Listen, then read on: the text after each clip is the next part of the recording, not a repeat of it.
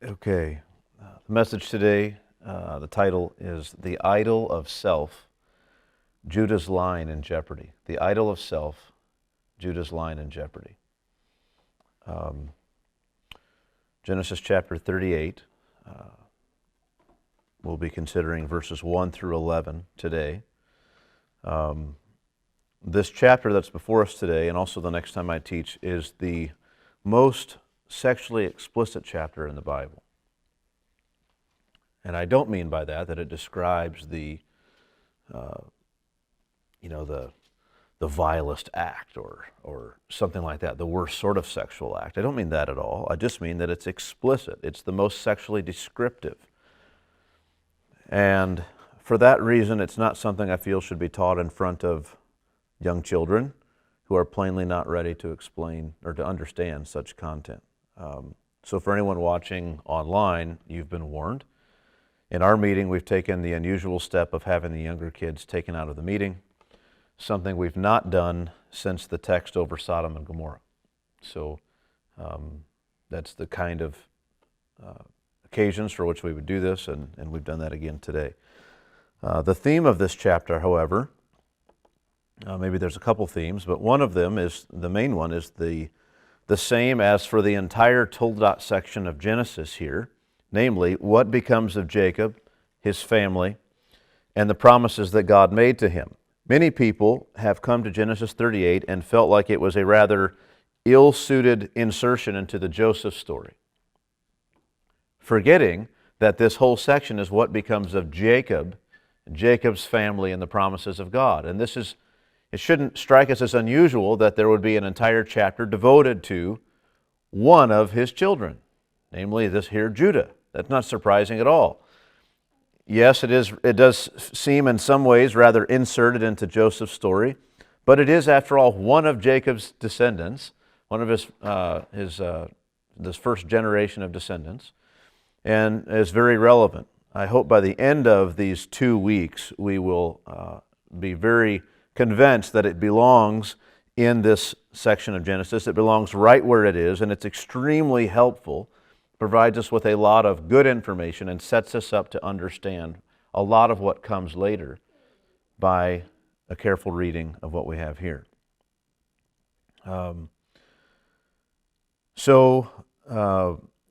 Concerning this great theme of the promises that God had made to Jacob and what becomes of Jacob and his family, we have already seen in chapter 37 what looks like a devastating blow to those promises in the way that Joseph was sold into slavery by a group of violent, lying, vengeful, self-seeking brothers.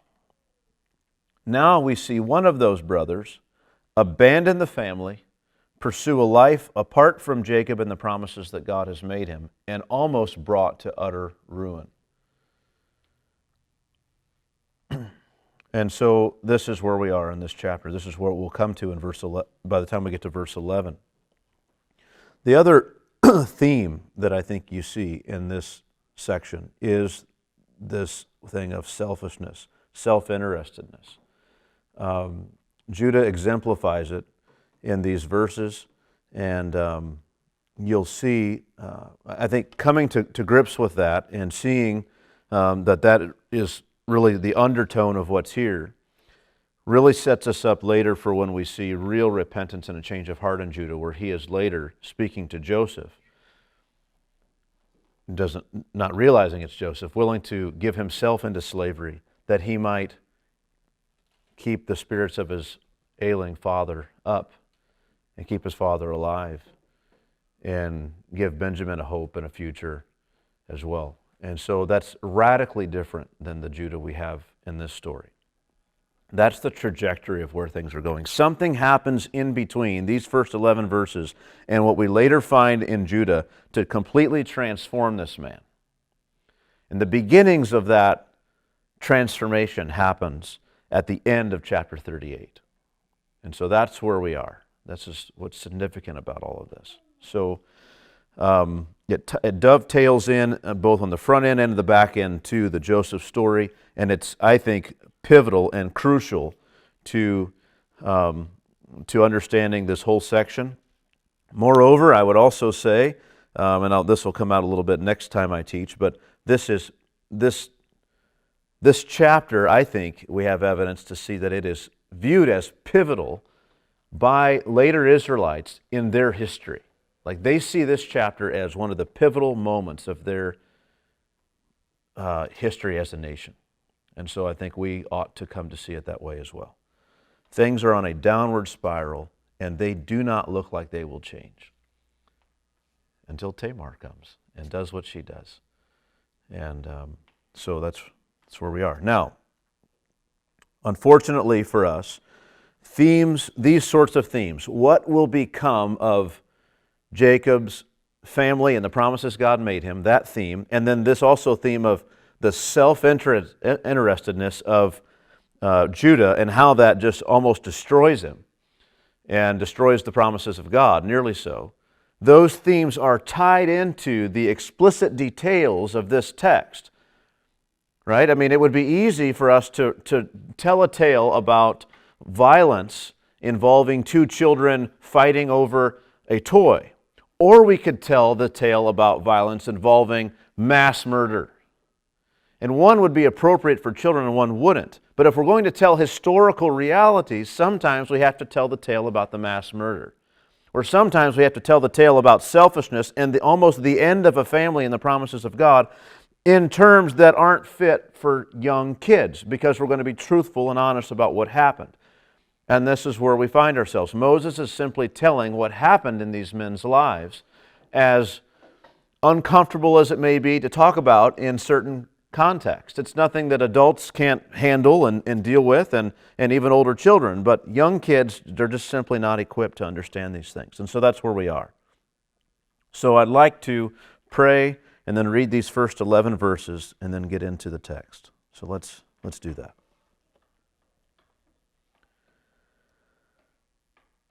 Heavenly Father, we come again to your word and we ask you to teach us all that it means. We ask you to help us to understand how it connects with what follows and what goes ahead. We could find the right place for this text in our own thinking and in the flow of your word, that we would better know what we should take from it, how we should learn and be changed, what warnings are here for us, what truths about you are revealed to us as a result of this passage. So help us to gain what we should gain and to change as we ought to change. In Christ's name we pray. Amen. Here we are, Genesis 38, verse 1. It happened at that time that Judah went down from his brothers and turned aside to a certain Adullamite, whose name was Hirah. There Judah saw the daughter of a certain Canaanite whose name was Shua. He took her and went in to her, and she conceived and bore a son, and he called his name She conceived again and bore a son, and she called his name Onan. Yet again she bore a son, and she called his name Shelah. Judah was in Chezib when she bore him.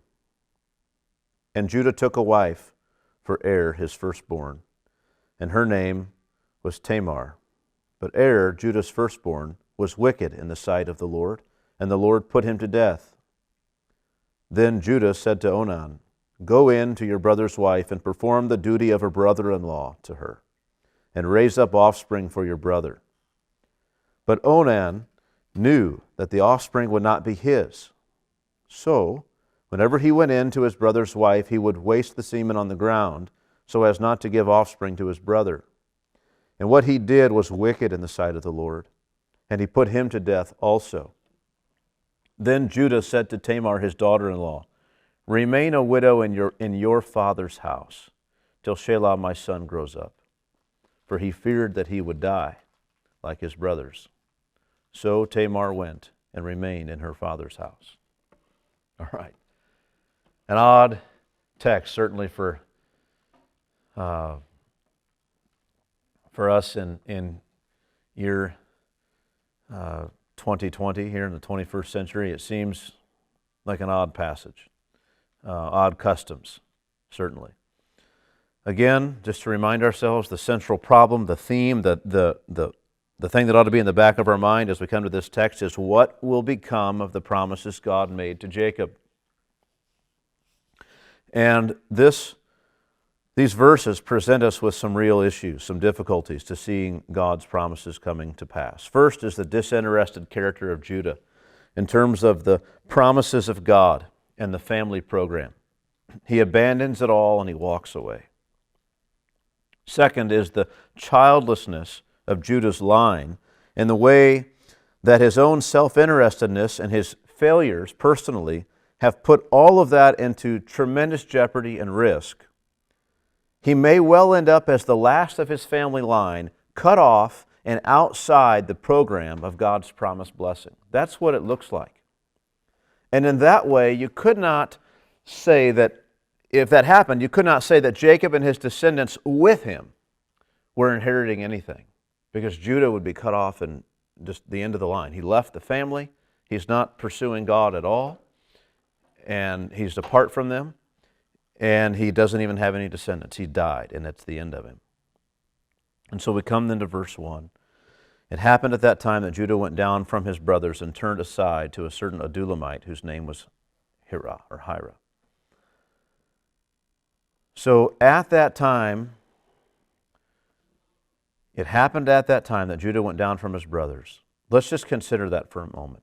What time are we talking about? I think, first of all, near the same time that they sold Joseph into slavery. That's when we're talking about, like right after that. Right after they began to try to comfort Jacob.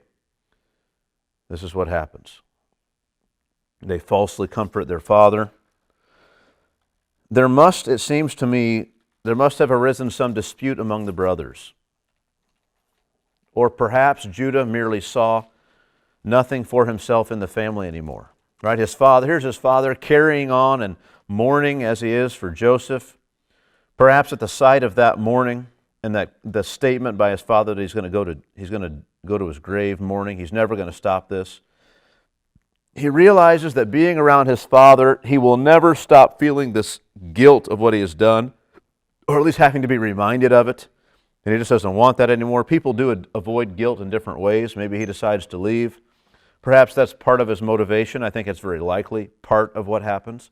However, Moses tells us something very specific. He says he went down from his brothers. He left his brothers. He didn't say he went down from his father. He went down from his brothers. He was getting away from his brothers. That's curious, which makes me think there was some dispute among them. Probably, perhaps over Joseph, or perhaps over Judah was now next in line to be considered the firstborn in terms of inheritance. And so, really it should have come to Judah initially after Reuben had done what he did. So you had Simeon and Levi and all that they had done, evil in the sight of the Lord. Then you had Reuben who was next, and who should have been in line, and he forfeited his right, and the next in line was Judah. But Judah wasn't going to get anything because the son of his old age was Joseph, so it was all going to come to Joseph. Well, now Joseph's gone, so it's Judah. So you can see how there would be some disputes there too, and they would dislike very much what Judah might come to gain. But Judah, for his part, isn't too interested in gaining anything from his father Jacob. He leaves. He goes down from his brothers. So he abandons the family. The last person we saw just abandon the family was Esau. He just left. He wasn't interested. He didn't care, right? God had all these promises. He wanted to receive material things from his father, but he wasn't going to receive them. He just left. He was marrying these Canaanite women because what does he care? He wants one of these wives, and he just took one. And so this sounds very similar to Judah. I think really we ought to be thinking of Esau as we think of Judah, a man who stands to gain things. He's in a position, if he would stick around, if he would do well, things could go well for him. He may not be the most favored son or whatever, but there's no reason for him to be excluded except for he himself just has zero interest. He doesn't care. Many years later, when Joseph is sending his brothers back to Jacob after he's revealed who he is. He sends his brothers back to Jacob. He tells them, don't quarrel along the way. Don't quarrel along the way. But it's interesting to think that some 20-something years later, when Joseph thinks about his brothers, and Judah is one of them, he knows how they are, and he says, please just don't fight on your way back. And so we shouldn't be surprised that there's some falling out here with Judah and his brothers, and he just decides to leave. He goes down from his brothers. He's done with the family.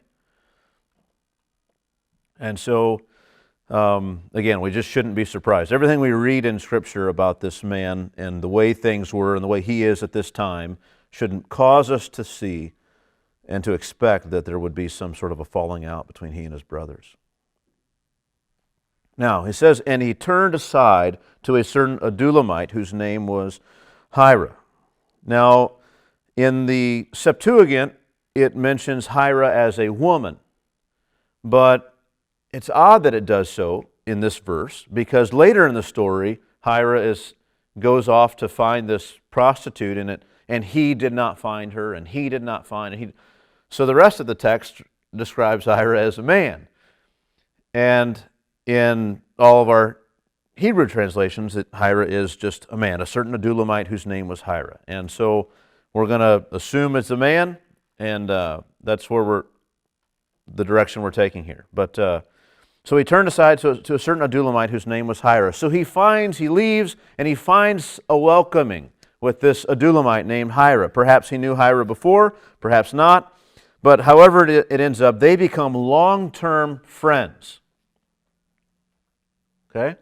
Just like Abraham had some long-term friends in the land, so Judah finds in Hira a long-term friend, this Adulamite. He turns aside to him. He's described as turning aside, which doesn't have to be a pejorative term. It doesn't have to tell us it's a negative thing. But it might be the case. Typically, if you have you're told to do something and you turn aside, it's like, well, that's not good. You should have stuck to what you were doing, and he should have stayed with the family. But he went down from his brothers and turned aside to a certain Adulamite. So it might be a negative statement. We should be clued into that. It doesn't have to be, but it might be.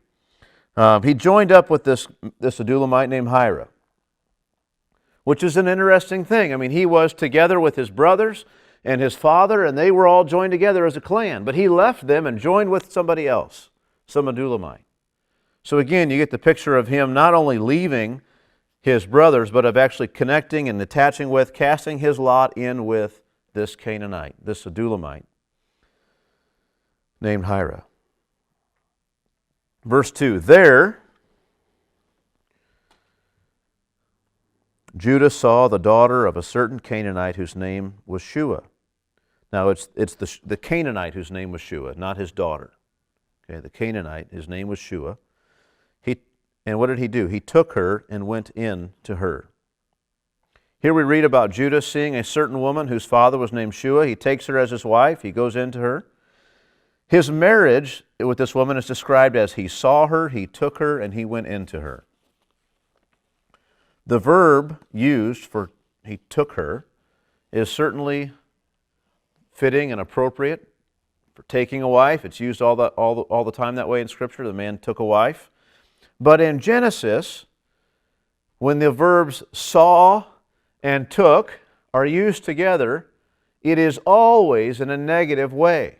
And let me just read for you the other places in Genesis where this has happened. Let's look at Genesis chapter 3 and verse 6. So, when the woman saw that the tree was good for food and that it was a delight to the eyes and the tree was to be desired to make one wise, she took of its fruit and then she ate, she partook, right? So she saw, she took, and she partook in a way. She experienced what she took it for. Genesis chapter 6 and verse 2. The sons of God saw that the daughters of men were attractive, and they took as their wives any they chose. Of course, that precedes the flood. Genesis chapter 12 and verse 15.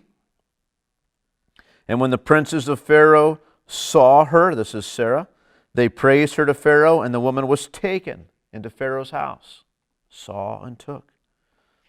Genesis 34, verse 2. Genesis 34 and verse 2. And when Shechem, the son of Hamor the Hivite, the prince of the land, saw her, he took her and lay with her and humiliated her.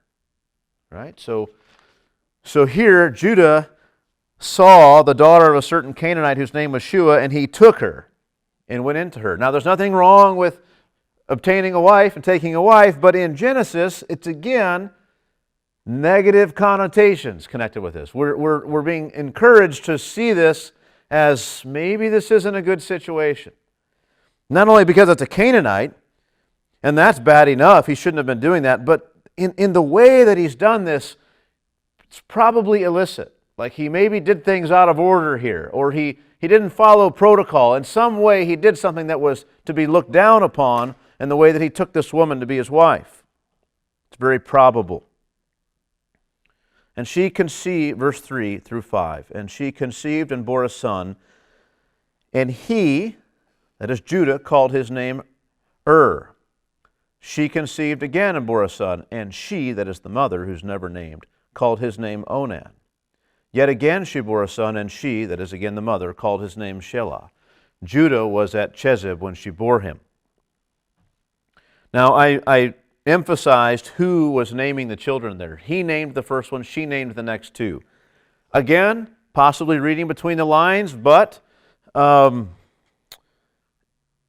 perhaps indicates a self-absorption or a disinterestedness in his own children, right? He starts out and he's like, he names this kid, and then by the time he has another, you can name him. That's not a big deal. Whatever you want to name him is fine. Whereas before, he was interested to name the child. It's very possible. I don't say that the text tells us that, but it might. It might hint at that.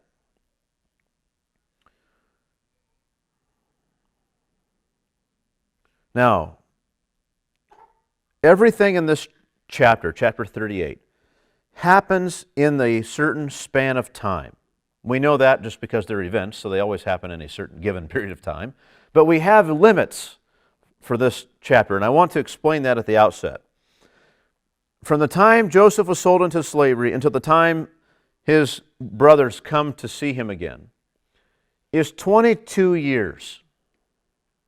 22 years. Now, we know that all of these children were born to Judah while he was in Canaan. And all of this happened. And Perez and Zerah were born later to him while he was in Canaan. So all the events happen. Starts out at about that time Judah left. So from 17 until 39. So within the span of 22 years. All these events fit in the span of 22 years. In that 22 years, listen to this. Judah marries a woman, has 3 sons. They grow up to marriable age, die. Then Judah's wife dies. The widow Tamar of 2 of his sons gets pregnant and then has twin boys. All in a span of 22 years.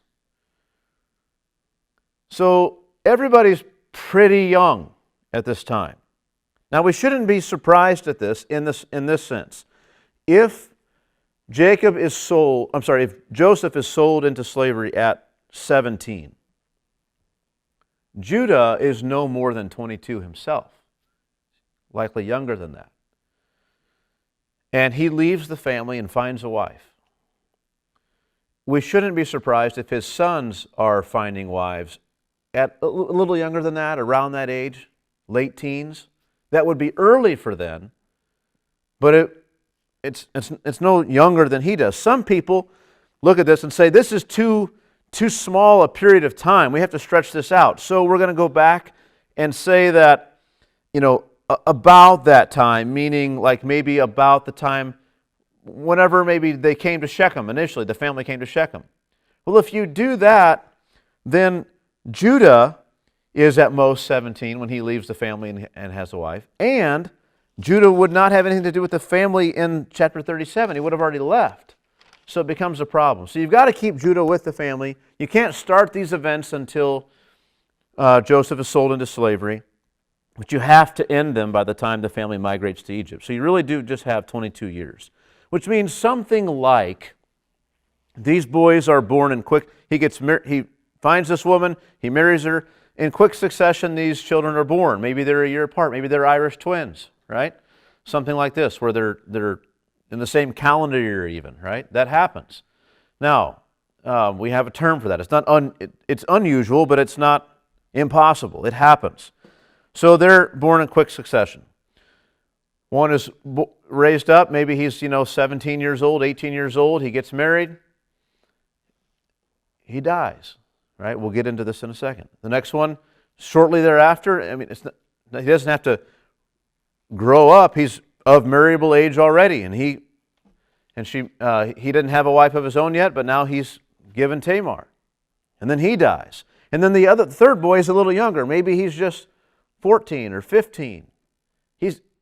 Go home and wait until he grows up. Not meaning he's 3 years old and wait until he grows up, until he's 35, but meaning wait a few years until he's ready, and then I'll give you to him.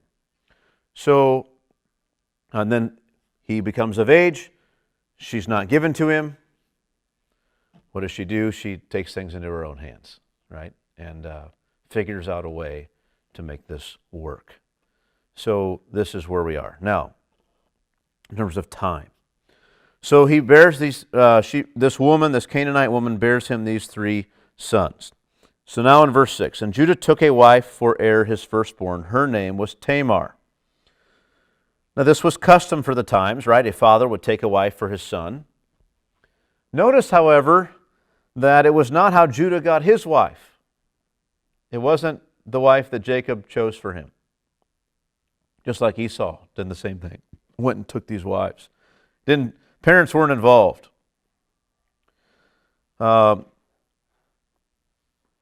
His father was out of it in terms of Jacob. Jacob was out of it when Judah got his wife. Even though it was custom, he denied his father that. Obviously, the relationship was not right between he and his father. Or his father Jacob would have been involved. Now, of course, Judah took, it says, a Canaanite wife, and in doing so, let's remember, he ran afoul of the strong desire and concern of generations of his family.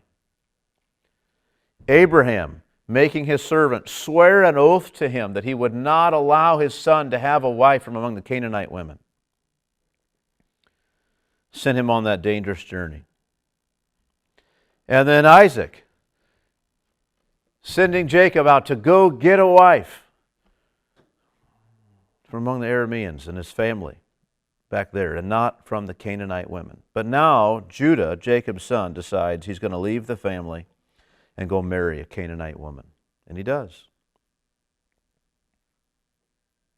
And now, when it comes time for him, because things in his family, he does have a decent relationship with his children, and as any father in that time would do, he wants to arrange a marriage for his son, and he decides to arrange a marriage with another Canaanite woman. Who else?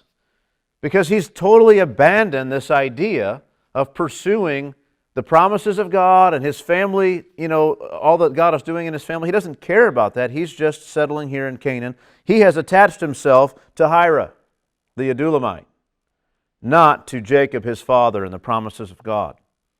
And so he's abandoned all of that. And so when it comes time to pick a wife for his own son, he needs look no further than the Canaanite city he's living in at the time. Probably Chezib, but we're not exactly sure. Now, he himself, again, has no reservation, it seems, about Canaanite religion or custom or lifestyle. He has completely embraced the way of the Canaanites, although, to his credit, maybe not to his credit, but at least we have to admit that there is an absence of, we don't read about him directly worshiping their false gods. It may be that he knows who the real God is, but he just doesn't care to serve him. We know people like that, right? Generally, people who walk away from the faith, sometimes they just say none of it's true. Other times they say, I know it's true, but it's not for me. Like there's no hope for me. And they just leave. They don't hear the words they've been listening to all this time. They've heard just the condemnation and the judgment. They've not heard the gospel in a way that they've understood it and embraced it. And they just walk away from God in judgment, with guilt, like a Judas, right? Go hang himself. I mean, this is the idea. And so we know people like that. And Judah may himself have just walked away from everything. not really walking to any other God, but just walking away from the true God. Very possible. Now we read in verse 7. So verse 6, you think, but Judah took a wife for Er, his firstborn, and her name was Tamar. And you think, okay, well, this family will start there. But Er, Judah's firstborn, was wicked in the sight of the Lord, and the Lord put him to death. There's a play on words there. The word there for wicked is just Er's name backwards. So you might say Er erred before the Lord, right? But except to say that he erred is far too light of a word. We mean he was wicked before the Lord. And the last time we read about someone's wickedness causing God to kill them, it wasn't a single person, it was a whole region of Sodom and Gomorrah. And the time before that we ever read about people's wickedness causing God to kill them, it was the whole earth. This is the only time. You might consider Adam and Eve as exceptions to this because they did die for their own sin. But this is the only time, the first time in the entire Bible, the first time, where we read about someone's wickedness and God putting them to death because of their wickedness. So, Er is on the level of Sodom and Gomorrah as a man, right? God didn't kill anybody else because of their wickedness specifically. We all know we die because we're sinners, but the Bible doesn't single out everyone who dies and says they were wicked before God and therefore God killed them. But it does single him out in that way. And so we ought to just step back and think about it. So here we have this man, Judah, who's abandoned everything. He's pursued a Canaanite wife. He's got 3 children by her. He's raised them up. He's given this one a Canaanite wife, and he is so wicked, either in his relationship with his wife, or just with people in general, or just as a creature, that God slays him. So Judah is not just a man apart from God. He's a man in the crosshairs of God, and God sees his son, and God kills his son because of his wickedness. He's under the wrath of God, in a sense, deservedly so. He's abandoned God, and now God has killed his son because his son, Judah has produced, in his abandoning of God and his apostasy, he has raised a child who's so wicked, he deserves death over and above all these other Canaanite people. The reason God had not given Abraham and his descendants the land is because the people had not yet deserved to be killed and thrown out of the land. But Judah's son does deserve it. He's worse than all of his neighbors. He's an evil man. And the Lord killed him. The Lord put him to death. Notice how it doesn't just say, it doesn't say, but Er, Judah's firstborn, died. It wants us to know, it's not, the point of the narrative is not just to say, well, he died, and so then Tamar went to the next son. Moses goes out of his way to tell us why that he died and why he died and who put him to death. This was a work of God. God intervened and the Lord put him to death. Why? Because he was evil and wicked in the sight of the Lord. So God intervened and put him to death. Tamar had nothing to do with this. She was chosen.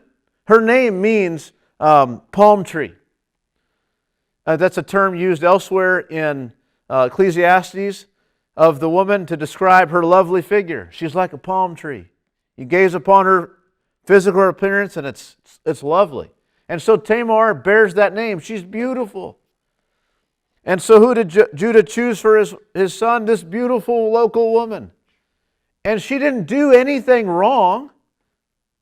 She just married the wrong guy who was evil, wicked in the sight of the Lord, and the Lord put him to death. So now she finds herself as a widow because God killed her husband. Then Judah said to Onan, verse 8, "Go into your brother's wife and perform the duty of a brother-in-law to her and raise up offspring for your brother." What a phrase, the duty of a brother-in-law. It's like, if I were to tell someone, hey, you need to look, that's your sister-in-law. You need to do what's right. We wouldn't think this custom. We would be like, check in on the kids, make sure she's doing okay, invite her over to family dinners now and again. That's what we would mean, right? That sort of thing. That is not what they meant. Not at all, right? Now, the duty of a brother-in-law was not to marry this woman and be a husband to her and have that relationship. The duty of a brother-in-law to her, right, was to make sure that your brother's name was not blotted out from the face of the earth and no longer a memory, but that he had descendants.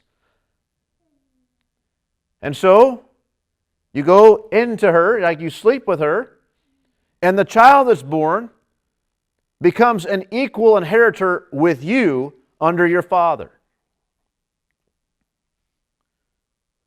So if there were just two of you and your brother died, you're going to get everything. But if you do the duty of a brother-in-law for your sister-in-law and raise up descendants for your brother, they become equal with you, and now it's a 50-50 split.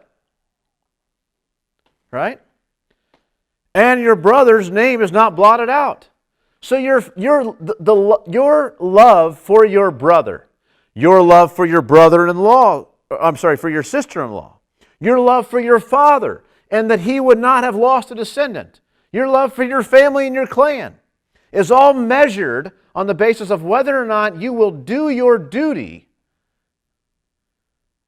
for this woman. Right? If you say, I'd rather not, shame on you. And there's a text I want to read in Deuteronomy which illustrates this very clearly. So turn with me to Deuteronomy 25.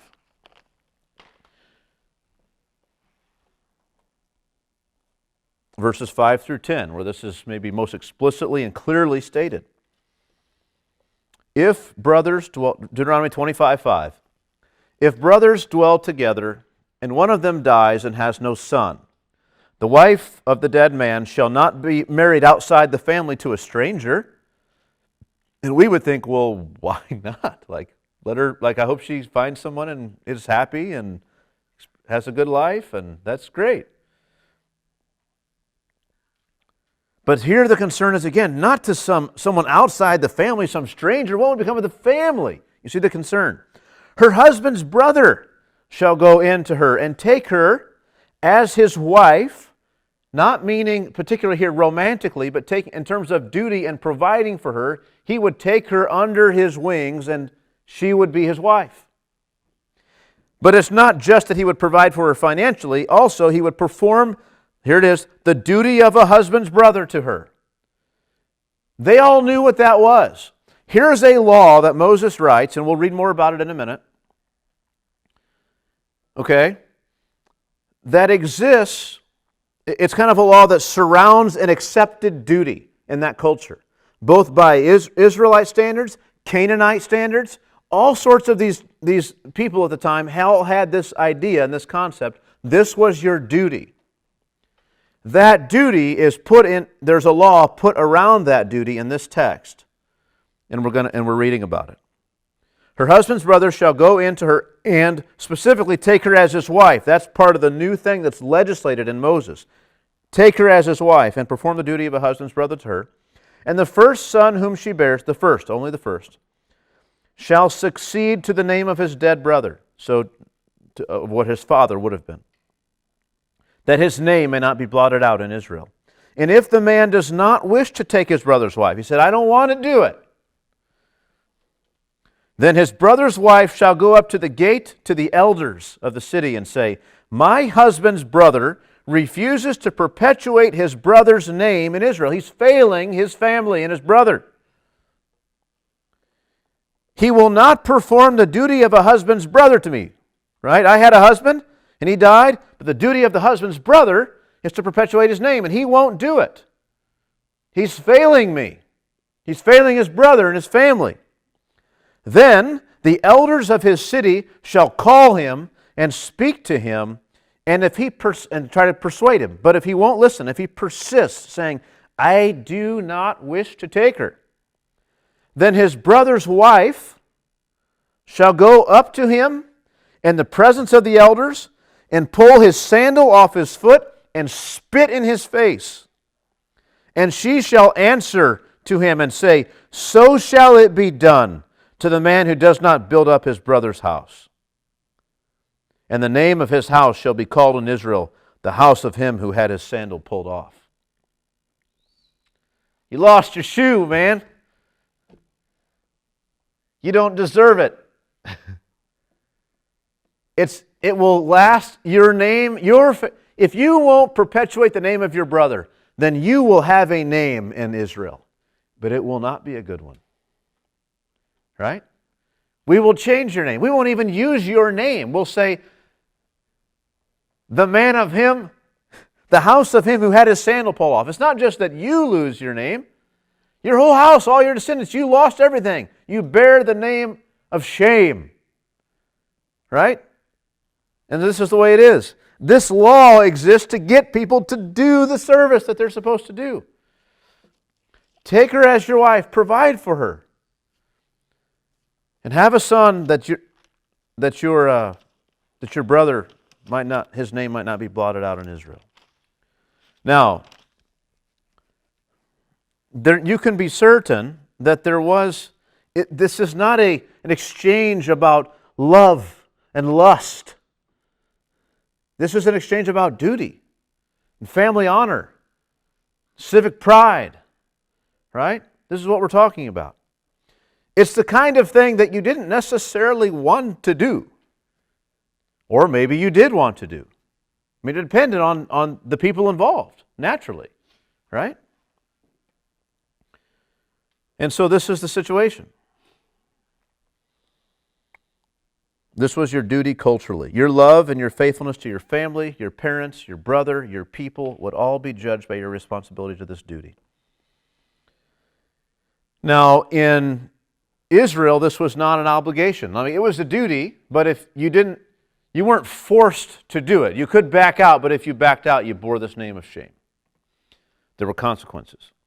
Here it seems perhaps this was an obligation, and we'll read in 38. It's not exactly the same situation. It's the same duty, but there's different customs surrounding it, a different way of performing it. Judah doesn't mention anything to his son Onan about taking Tamar as a wife, merely about going into her and performing the duty of a husband, of a husband's brother, a brother-in-law to her. Then Judah said to Onan, go into your brother's wife and perform, your brother's wife even, it's his wife, and perform the duty of a brother-in-law to her and raise up offspring for your brother. How does Judah perceive Tamar and Onan existing in 15 years from now? Probably not as a husband and wife. He doesn't see it as that. And so he doesn't mention that to Onan. So we don't want to assume that he intends for them to marry, even though it maybe is what happened. But so now, raise up offspring for your brother. Verse 9. But Onan, he knew that the offspring would not be his, right? He knew this offspring was going to grow up and would have an equal place with him. So, whenever he went into his brother's wife, he would waste the semen on the ground so as not to give offspring to his brother. The first thing I want to say about this, and it's very important that you understand, whenever is the word used. Not when, whenever. In other words, this wasn't a one-time incident, right? He's going to go into her and he needs to do this until she bears a child. But he's guaranteeing that she won't. This was repeatedly done, again and again and again. Why would he do this? Well, one, you could say lustful satisfaction, right? Again, her name, palm tree, I mean, she's a beautiful woman with a beautiful figure. Later, she easily convinces Judah to come into her as a prostitute. It's like, she had to try too hard, and he's a hook, line, and sinker. He falls for her. So she's a very attractive woman. Maybe that's the reason. That's a fair reading. Lustful satisfaction. He knows if she bears a child, this arrangement's over. That's one possible concern. Also a selfish concern not to forfeit what would become of his inheritance. Let's look at another text, and I'll convince you on this if you're not convinced already, but Numbers chapter 27, verses 8 through 11. This is law in Israel. Numbers 27, verses 8 through 11. And you shall speak to the people of Israel, saying, if a man dies and has no son, then you shall transfer his inheritance to his daughter. So he doesn't have a son, but he has a daughter. We'll give it to his daughter. And if he has no daughter, so no descendants, you shall give his inheritance to his brothers, right? Which would be Onan and Shelah. So why raise up a descendant for my brother when he's just going to cause us to split the inheritance greater ways, like father, like son, right? Judah's like, hey, why kill our brother when we can, and ruin his life when we can make money by ruining his life, right? So here's his son, Onan. He's like, hey, why would I raise up a son for my brother so that we could share the inheritance? It's a good situation for me now. So there's another reason he might do this. But Onan knew that the offspring would not be his, so whenever he went into his brother's wife, he would waste the semen on the ground, so as not to give offspring to his brother. So he goes into her, and he enjoys the act of sex, but then he refuses to allow her to get what she's after here, and for this whole act which exists, the custom that exists, to result in what it's supposed to result in, namely a child. But think how this looks culturally to people outside. If you're in the city, it's not likely that Tamar is going to tell what happened. And even if she does, she's not likely to be believed. But you're going in, you have this duty, and you go in and you do it. And it looks to everyone like you're doing your part. Good old Onan, what a good guy. He's doing his family duty. Judah can't complain. His other brother can't complain. No one in the town can complain. Everyone thinks he's doing the right thing. His father, everybody, her father, they all think he's doing the right thing. Meanwhile, he's guaranteeing that she not become pregnant, that she's forever left in this situation where she's without a child and she's dependent on him and he can use her in these ways. And he's also guaranteeing that he doesn't have to share his inheritance with another descendant. And I'll just say, between verses 8 and 9, this word offspring or descendants is used 3 times. And that just tells me that that's the concern of the text. Descendants, descendants, descendants. We're looking for offspring. And we're not getting any. So let's look at verse 10. What he did was wicked in the sight of the Lord. And he, that is the Lord, put him to death also. So now we've got 2 people in all the Bible so far who have been singled out for their wickedness. Because of their wickedness, God killed them, specifically because of that wickedness. And both of them are Judah's sons, his first 2 sons. Tamar had nothing to do with either of them, and that she was not a contributing factor to their wickedness. She's just the victim here.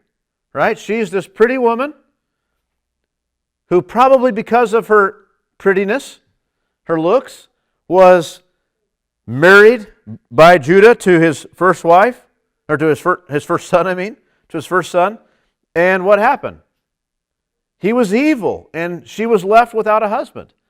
And then custom was, hey, provide for her. But that guy's brother was so evil, he wouldn't do that either. And now he was killed by God. He refused to carry out his responsibilities. He persistently failed in these responsibilities, again and again abusing her. And then he put his own interests ahead of Tamar and her future child. He didn't care about this widow. He didn't care about a future child for her. Thus he abandoned the widow. And then he made an appearance of fulfilling his obligation, but he fakes it, and there's no recourse for Tamar in the public sphere. This is wicked in the sight of God, and he kills him. So now how does Judah respond? Because last time he said, hey, take the neck, told his next son, you go in, perform the duty. Now Judah said to Tamar, his daughter-in-law, look, just go back to your father's house until Shelah, my son, grows up, till he's of marriageable age. And I'll skip this next part just a little bit, but it says, so Tamar went and remained in her father's house.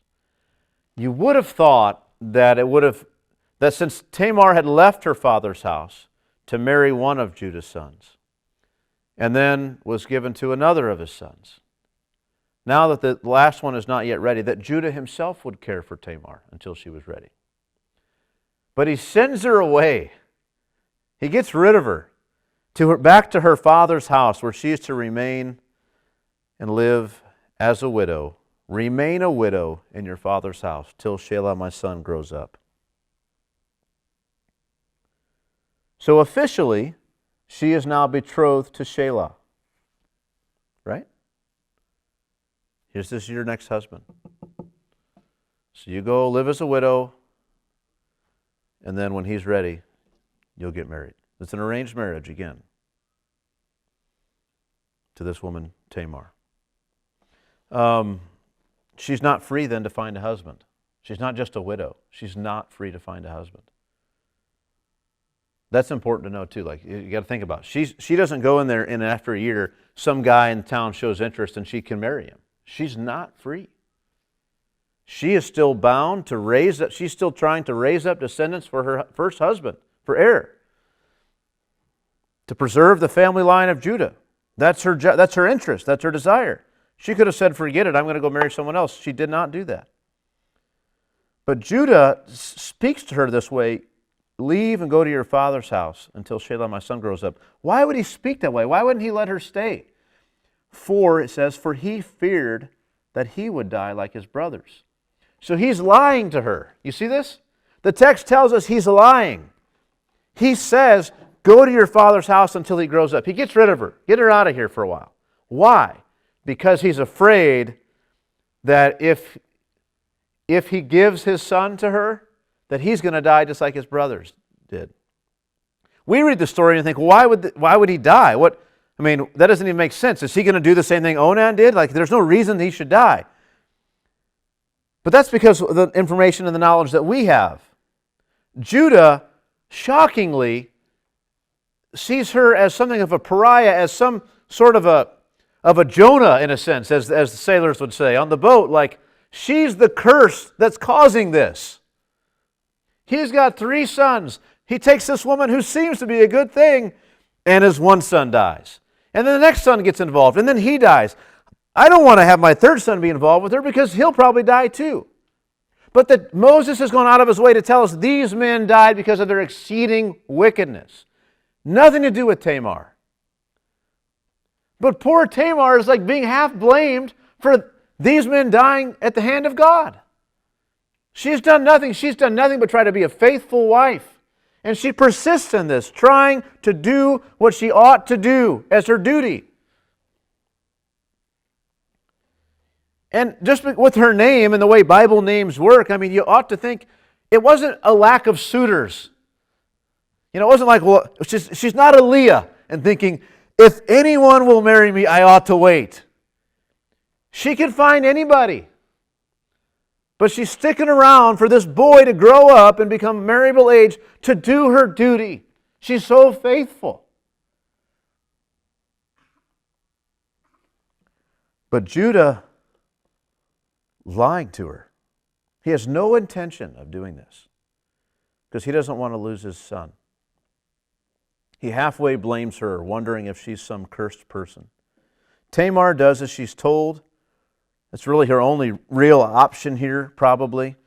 Again, you would have thought she would have been invited into Judah's house to be cared for by Judah until she marries another of his sons, but he did not want her around and sent her away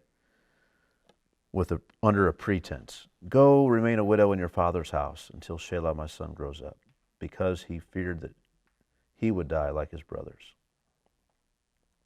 What do you do with this text? Well, it brings us to the point where, because of Judah's poor judgment and his wickedness and his failures as a father, that it seems like at least his first 2, but maybe all 3 of his sons are terribly wicked. He's abandoned God. He's abandoned the promises. He's abandoned his family. He sought out these Canaanite women. He's raised terrible children. And he's blaming this woman. It's about to end, it seems like. His line is going to be cut off. This is not, Esau had it better. Right? Jacob I loved, Esau I hated. Esau had it better than Judah had it now. If you look at it as of now. Esau had all kinds of sons doing great things. But this man, Judah, his house is being utterly destroyed. God is specifically putting his children to death one by one for their wickedness. And Judah has no other descendants.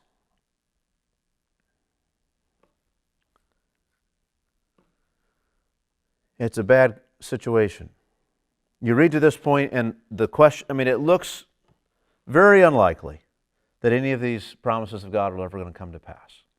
That's kind of a theme we've been seeing at this early portion of this told out section of Jacob. It does not look good.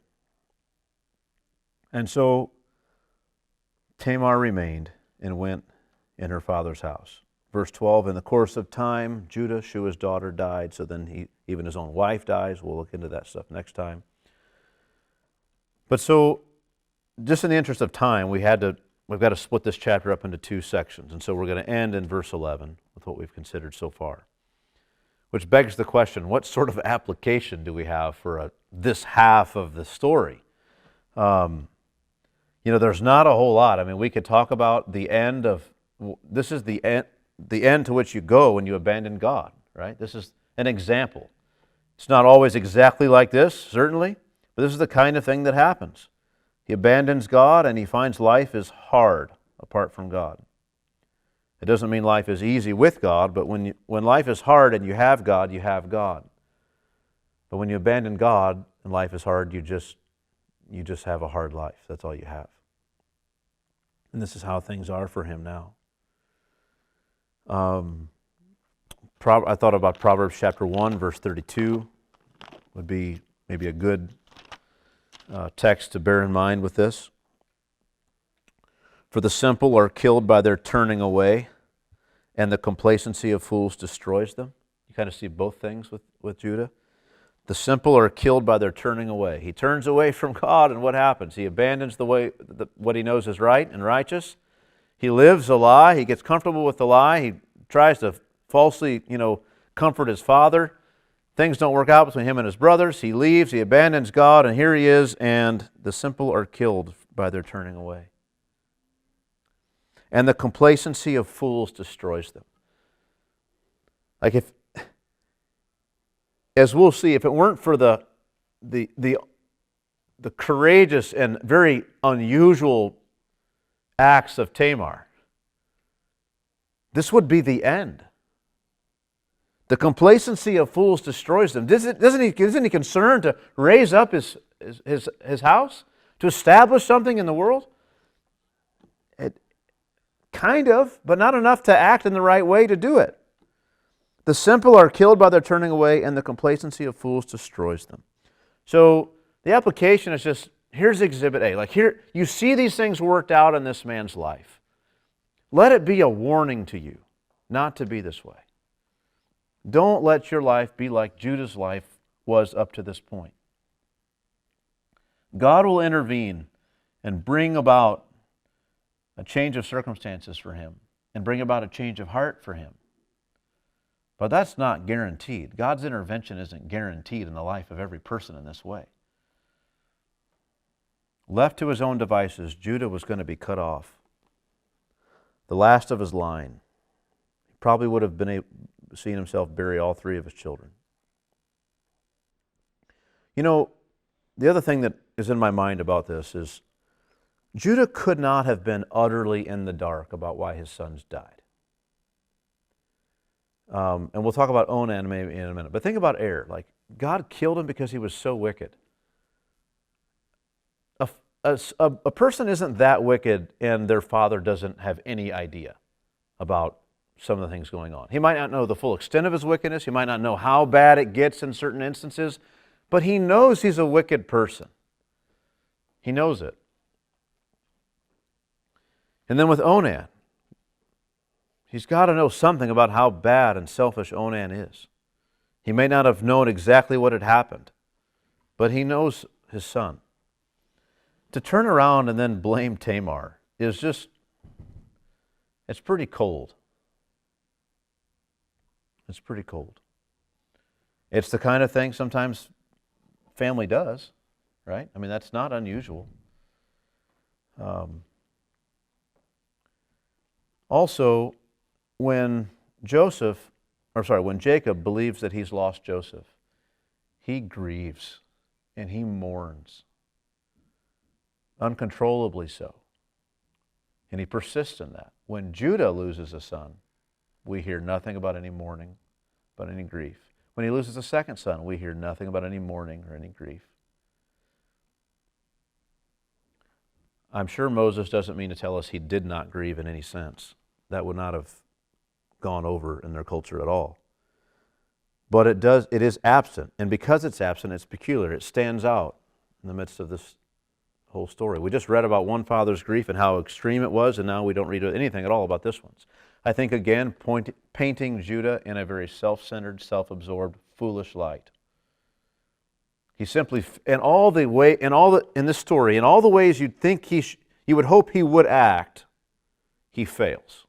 The only thing he did well, and he only did this kind of well, was insisting that Onan do the duty of a brother-in-law. But even then, the way he phrased it, he wasn't going to require him to marry her or really take care of her. Just do the thing and be done, okay? And so in every way, Judah is failing. And I think Moses means for us to get that in every respect of his duty, he has absolutely failed. And his line is so close now to being blotted out. You wouldn't expect a father to be the one to be unwilling for two of his sons to not have a line perpetuate. You wouldn't expect that. But because of his unreasonable fear and his refusal to blame his sons for their death and rather desire to blame Tamar, he's even risking that.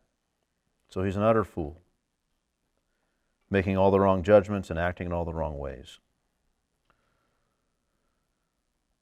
Don't be like Judah. That's all. That's the application. Are there questions or comments on any of this?